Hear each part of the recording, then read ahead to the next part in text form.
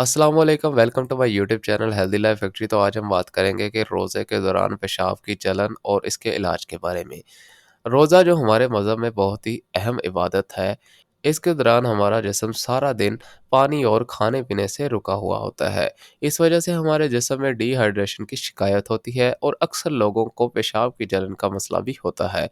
पेशाब के जलन के इलाज के लिए कुछ आसान टिप्स हैं जो आप सहरी या अफ्तारी टाइम इस्तेमाल कर सकते हैं। सबसे पहले तो आपको अपने पानी का इस्तेमाल को बढ़ाने की ज़रूरत है।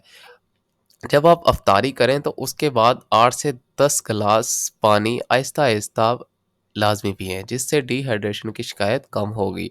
इसके अलावा आप कुकम्बर, वाटरमेलन और खरबूजा जैसे फ्रूट्स का भी इस्तेमाल कर सकते हैं, जो आपको इलेक्ट्रोलाइट्स और फ्लूइड्स प्रोवाइड करते हैं और डिहाइड्रेशन की शिकायत को कम करते हैं।